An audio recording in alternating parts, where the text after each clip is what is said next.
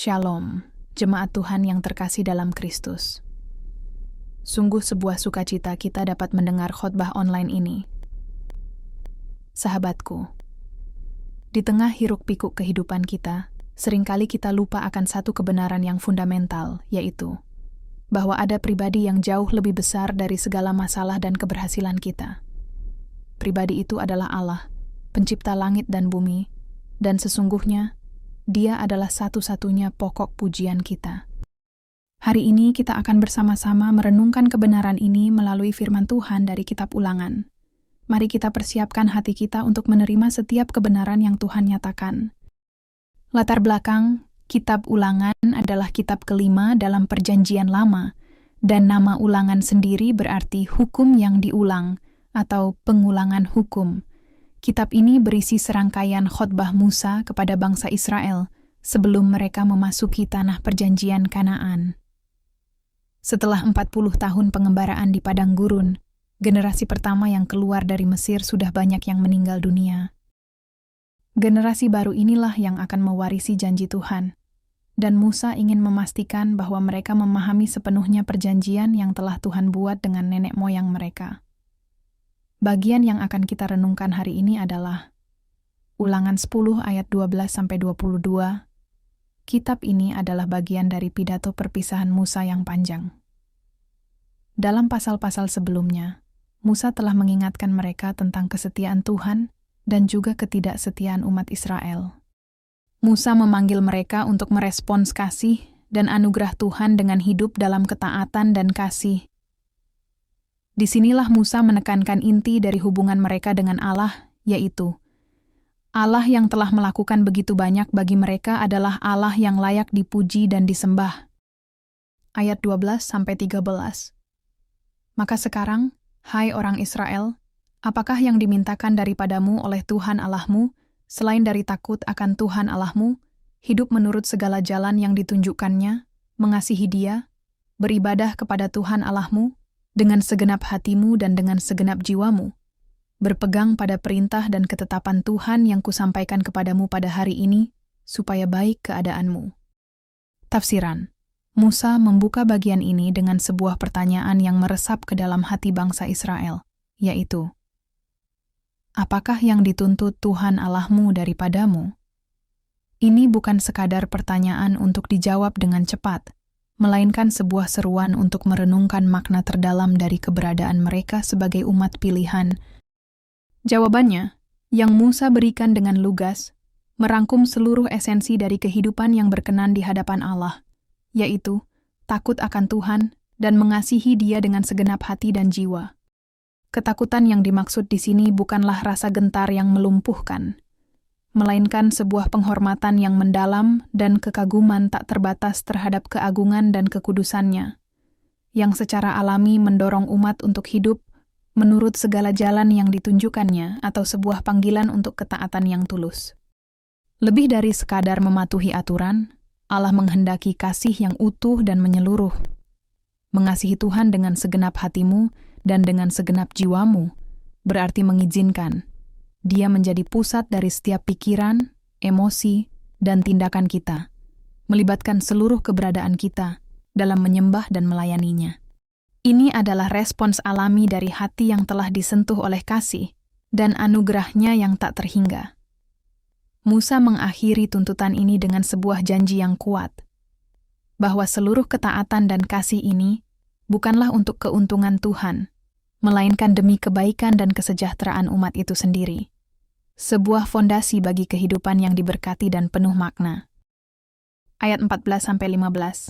Sesungguhnya, Tuhan Allahmu lah yang empunya langit, bahkan langit yang mengatasi segala langit, dan bumi dengan segala isinya.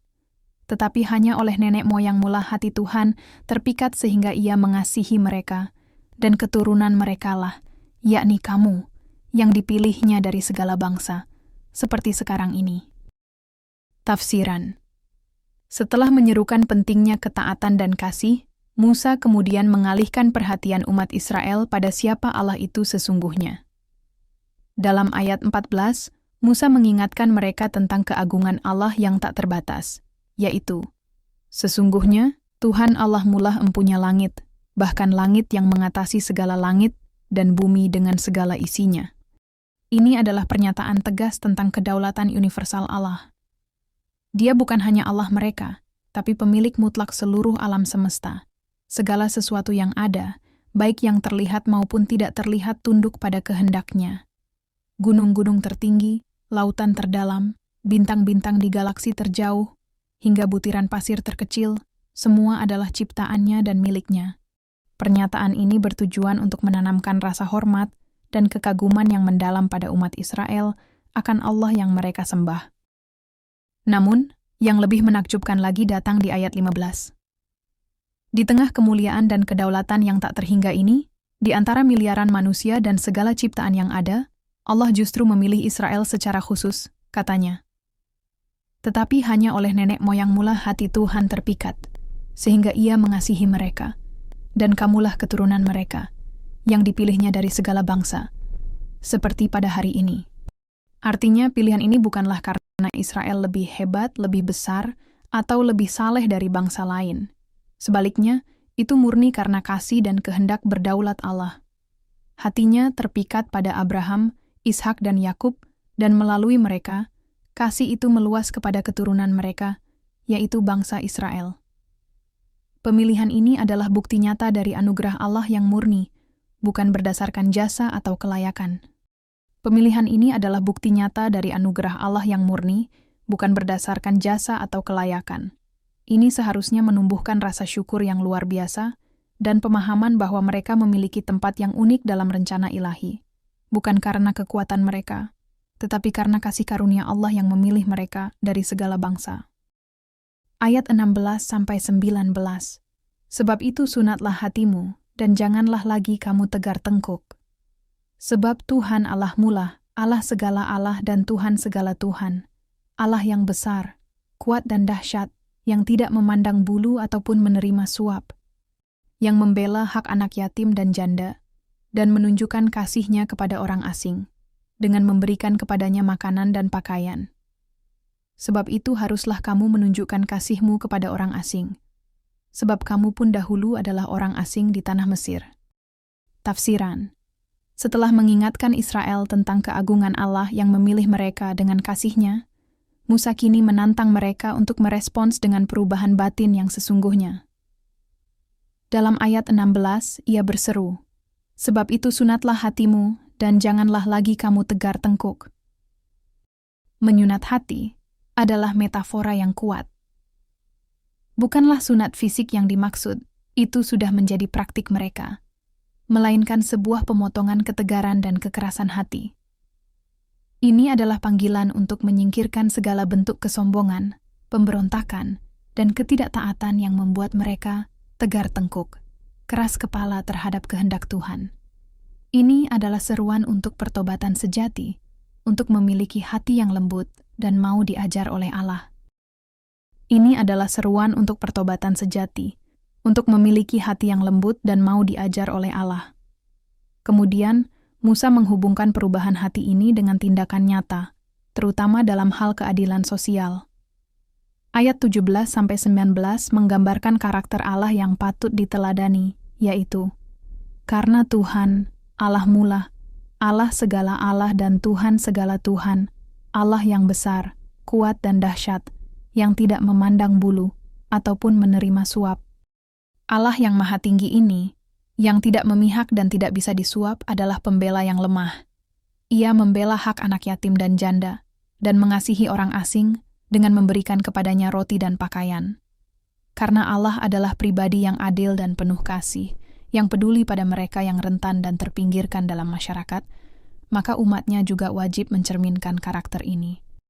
Mengasihi Tuhan dengan segenap hati tidak bisa dipisahkan dari mengasihi sesama, terutama mereka yang paling membutuhkan perlindungan dan belas kasihan. Itu berarti menunjukkan keadilan dan kasih sayang dalam interaksi sehari-hari, tidak hanya sebagai ritual keagamaan. Ayat 20-22. Engkau harus takut akan Tuhan Allahmu, kepadanya haruslah engkau beribadah dan berpaut, dan demi namanya haruslah engkau bersumpah. Dialah pokok puji-pujianmu, dan dialah Allahmu, yang telah melakukan di antaramu perbuatan-perbuatan yang besar dan dahsyat, yang telah kau lihat dengan matamu sendiri. Dengan 70 orang nenek moyangmu pergi ke Mesir, tetapi sekarang ini Tuhan Allahmu telah membuat engkau banyak seperti bintang-bintang di langit. Tafsiran. Setelah mengingatkan Israel tentang siapa Allah dan apa yang Allah tuntut dari mereka, yakni hati yang diubahkan dan keadilan sosial, Musa kini membawa mereka pada puncak perikop ini. Katanya, Tuhanlah satu-satunya yang layak disembah dan dipuji. Dalam ayat 20, Musa menegaskan, engkau harus takut akan Tuhan Allahmu, kepadanya engkau harus beribadah, kepadanya engkau harus berpaut, dan demi namanya engkau harus bersumpah. Ini adalah rangkuman dari respons iman yang sejati. Takut akan Tuhan kembali ditekankan, menunjukkan penghormatan dan pengakuan akan otoritasnya. Beribadah kepadanya berarti memberikan seluruh hidup sebagai persembahan yang hidup. Berpaut kepadanya menggambarkan hubungan yang erat, bergantung penuh padanya, menempel erat seperti dahan pada pokoknya. Dan bersumpah demi namanya, berarti mengakui kebenaran dan kekuasaannya yang tak terbantahkan, bahwa hanya Dia yang layak menjadi saksi kebenaran. Puncak dari seruan ini dan inti dari tema kita hari ini termuat dalam ayat 21, yaitu, Dialah kemuliaanmu dan Dialah Allahmu, yang telah melakukan di antara kamu perbuatan-perbuatan yang besar dan dahsyat, yang kau lihat dengan matamu sendiri.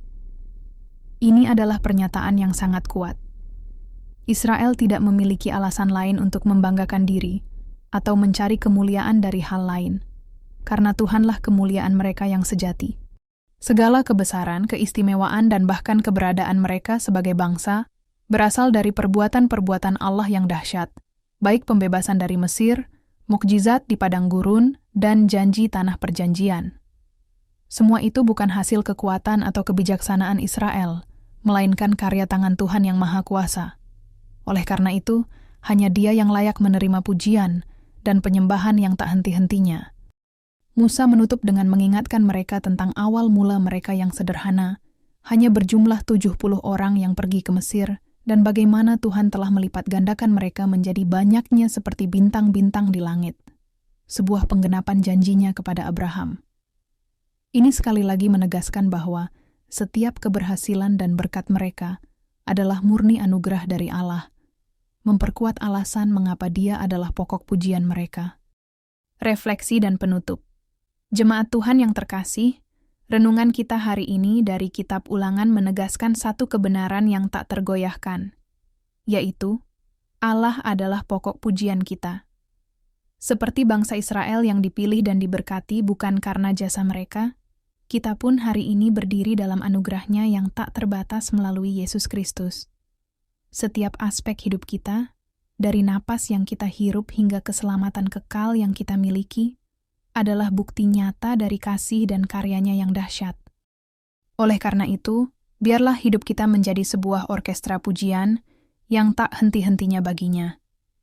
Pujian ini tidak hanya terucap dari bibir, melainkan termanifestasi dalam hati yang telah disunat, yang lembut dan taat, serta dalam tangan yang terulur untuk melakukan keadilan dan kasih kepada sesama, terutama mereka yang lemah dan terpinggirkan. Marilah kita senantiasa mengingat bahwa Dialah kemuliaan kita, Dialah Allah kita, dan karena segala perbuatannya yang besar dan dahsyat, hanya Dialah yang layak menerima segala hormat, syukur, dan pujian, kini dan selamanya. Amin.